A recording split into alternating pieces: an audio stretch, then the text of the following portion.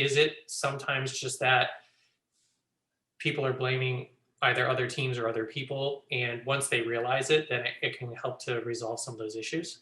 Mhm. Yeah, I mean, the company or people have to foster that culture on every level.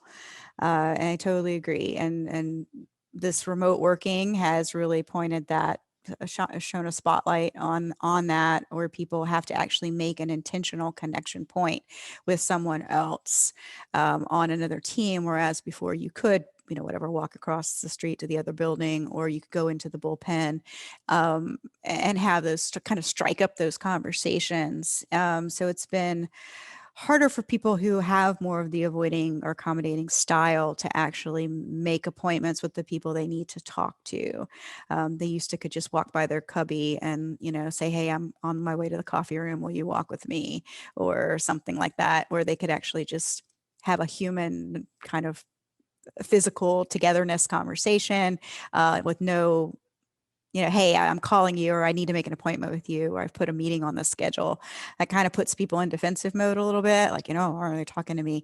So it's a little bit, you have to really go a little bit more out of your way to disarm people when you're having these conversations where you really just want to foster communication.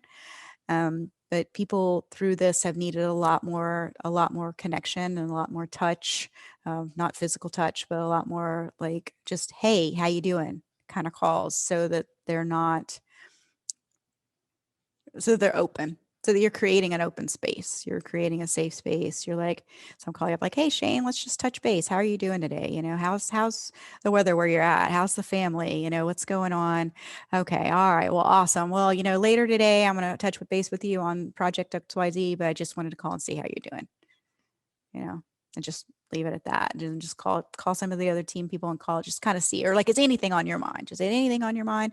We don't really need to talk about the project right now. We can make an appointment to do that later, this afternoon or something, but I just want to check in and see how you're doing. So yeah, but yes. Oh, and the blame game. Yes, of course, human nature, the blame game. Definitely. It's like, oh, sales oversold and manufacturing can't deliver. I mean, manufacturing said, no, we didn't get the order on time. And then billing's like, no, we didn't get the payment on time. And yeah. It's like hot potato, It is. I mean, you get back around at the beginning, and then they're like, hey, wait, how did that end up with me again? Yeah, I can't, I would love to quote it, but I read so many books. But there's one guy, oh gosh, he took over this company. He was brought in as a CEO, an outside CEO that came in, and he started doing these meetings. And so the heads of all departments met every Thursday morning at like 8 o'clock for an hour, and they did name, rank, and serial number and what's my report. And so everybody knew where everybody was. And some of them hated it. Some of them quit. They said, we're not doing this. And they quit.